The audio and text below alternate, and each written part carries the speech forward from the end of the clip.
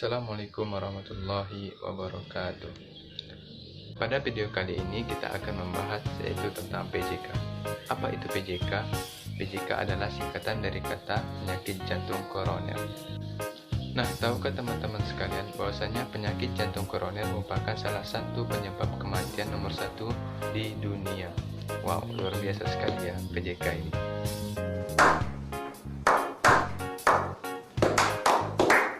Langsung saja, sebelum saya menjelaskan lebih dalam tentang PJK, mari kita lihat terlebih dahulu bagaimana sih pengetahuan masyarakat tentang penyakit jantung koroner yang berbahaya ini.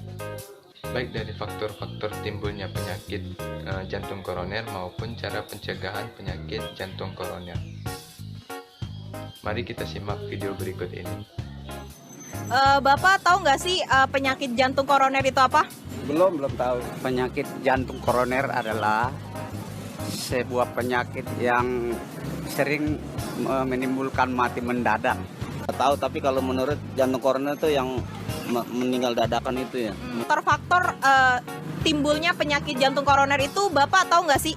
Ya, yang utama rokok deh umumnya. Selalu mengkonsumsi yang berlemak, masuk merokok. Termasuk ya itulah yang saya tahu.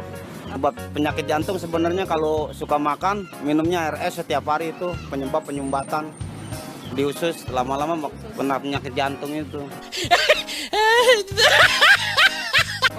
Kemudian apakah Bapak tahu cara mencegah terjadinya penyakit jantung koroner tersebut, Pak? Caranya yang saya tahu ya harus banyak berolahraga, jangan mengkonsumsi yang berlemak ya, termasuk tadi Cukup istirahat. ya, mengurangi tidur pagi ya. Tidur pagi ya.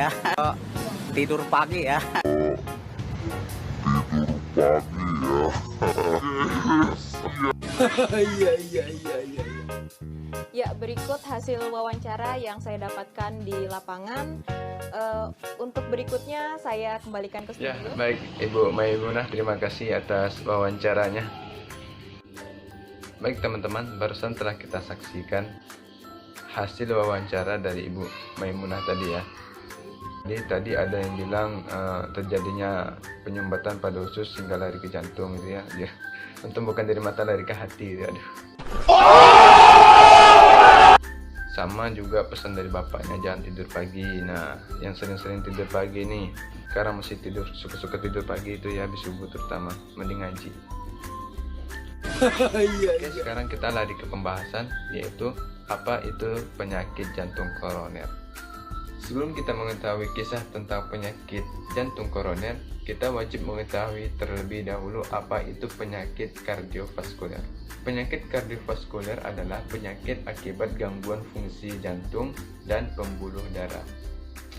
Sedangkan penyakit jantung koroner adalah suatu kelainan yang disebabkan oleh penyempitan atau penghambatan pembuluh arteri yang mengalirkan darah ke otot jantung. Adapun kumpulan lemak yang menghambat di dalam arteri jantung ini dinamakan dengan aterosklerosis, yang merupakan penyebab utama dalam penyakit jantung koroner. Selain dapat mengurangi suplai darah ke jantung, aterosklerosis juga dapat menyebabkan terjadinya gumpalan darah. Jika ini terjadi, aliran darah ke jantung terblokir sepenuhnya sehingga terjadilah yang dinamakan serangan jantung.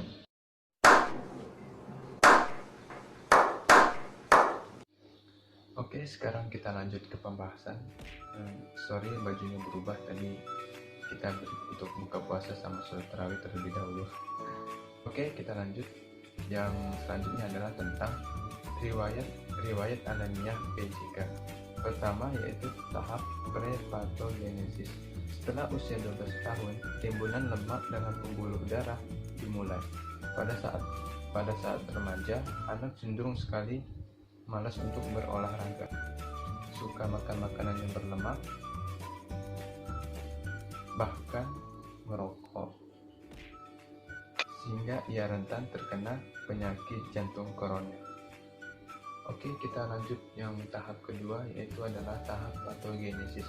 Tahap patogenesis terdiri dari dua tahap, yaitu yang pertama adalah tahap subklinis dan yang kedua adalah tahap klinis.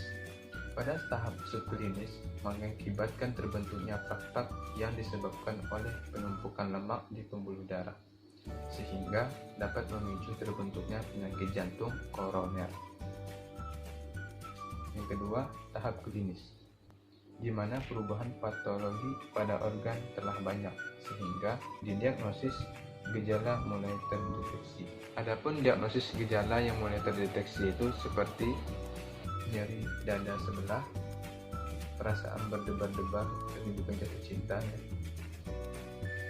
sesak nafas, dan juga pusing, bukan karena tugas. Adapun tahap terakhir, dia dibagi menjadi 3 bagian. Pertama adalah sembuh sempurna. Pada fase ini, penderita sudah sembuh, ditandai tidak tersumbatnya pembuluh darah oleh plak. Yang kedua adalah kronis. Dalam fase ini, gejala penyakit tidak berubah, dalam arti tidak bertambah berat maupun tidak bertambah ringan. Pada dasarnya, dia masih dalam keadaan sakit. Yang ketiga adalah meninggal. Pada fase ini, penderita sudah tidak bisa disembuhkan. Dengan kata lain, ialah meninggal. Oke, untuk pembahasan tambahan yaitu adalah tentang epidemiologi PJK atau penyakit jantung koroner. Yang pertama adalah epidemiologi berdasarkan orang, yaitu jenis kelamin. Pria lebih besar dibandingkan wanita karena pria memiliki kebiasaan merokok dan aktivitas yang berat di luar rumah. Yang kedua adalah epidemiologi berdasarkan ekonomi. Ekonomi rendah lebih besar resikonya terkena dibandingkan ekonomi menengah ke bawah. Karena apabila ekonomi rendah, mereka tidak memerhatikan kesehatan mereka. Ketiga adalah umur. Karena pada umur 45 tahun sampai 74 tahun rentan terkena penyakit jantung koroner. Yang keempat adalah epidemiologi berdasarkan tempat. Penyakit jantung koroner lebih banyak terjadi di perkotaan dibandingkan di daerah pedesaan karena perilaku pola makan yang tidak baik seperti makan makanan junk food, minum minuman bersoda atau minuman keras yang sering terjadi di kota-kota, sehingga rentan terhadap penyakit jantung koroner. Baiklah, sekarang kita akan lanjut yaitu ke pembahasan pathway. Sebagaimana yang telah kita ketahui bahwasanya penyakit jantung koroner itu terjadi karena beberapa faktor seperti yang tadi telah kita bahas, yaitu yang pertama adalah merokok, hiperlipidemi, ras, usia, dan lain-lain.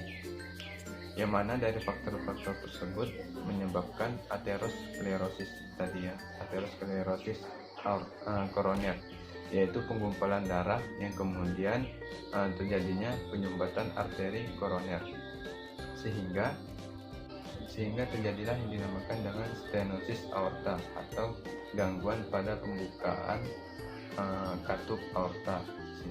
Sedangkan insufisiensi adalah bocoran pada katup aorta.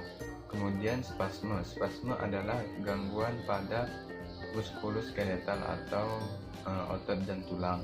Kemudian hipotensi adalah penurunan pada tekanan darah arteri. Kemudian anemia berat adalah kekurangannya sel darah merah yang sehat.